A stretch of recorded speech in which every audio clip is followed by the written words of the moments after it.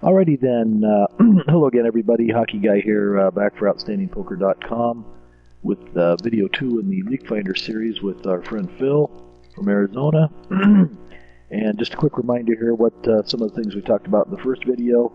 Raising with weak hands out of position, betting hands that can only be called by better, flop size, too many C-bets, too small, limping in late position, being more aware of opponent's stack size and the effects it has on your play, being too aggressive with medium strength hands, and timing tells, insta-betting when you have a hand, etc. There we go. Some of the things to watch for here in this video, discussion of chasing long shot draws, gut shots, etc. Generally a bad idea, but do have some discussion on when it is okay and what you need to do to make it okay, pot-wise speaking, or odds speaking. Starting to look at manipulating opponents with bet size, using stats to get maximum value from different types of opponents.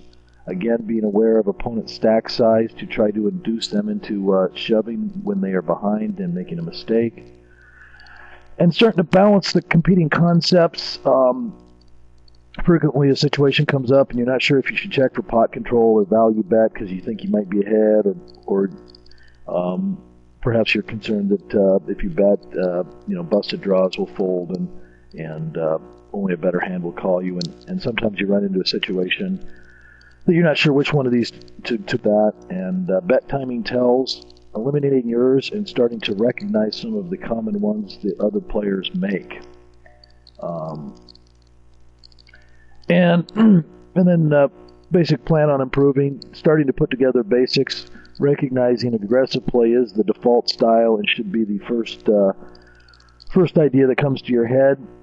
Starting to use the stats program to identify different types of opponents so that you know that they aren't going to bet your hand, or maybe they will, and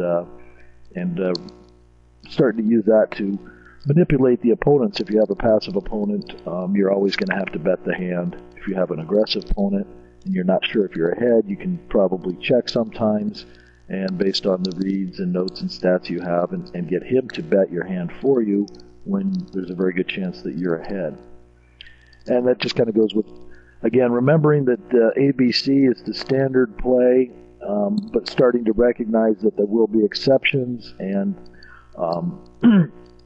the important thing about that is when you start looking for exceptions and analyzing it, really forces your play to improve because it gets you thinking more. So with that, we'll go ahead and jump right over to the tables where Phil will be on the Absolute Poker once again.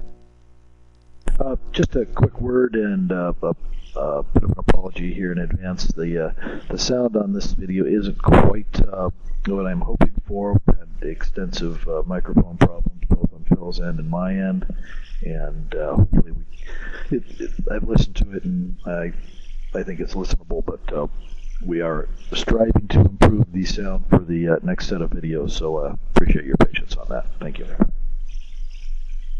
Hello again, everybody. Hockey Guy here, back again for OutstandingPoker.com with the second video in the series here with Outstanding Poker member Phil down in Arizona.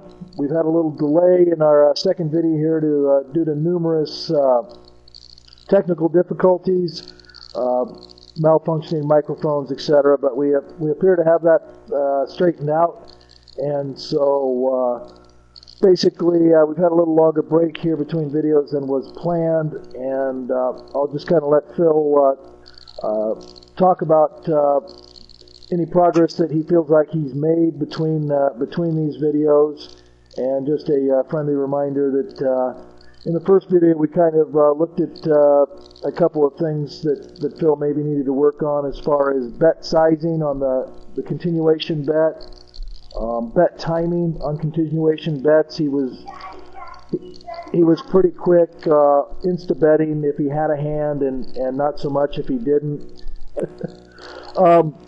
But also had a habit of making some river bets that could only be called by a better hand. And so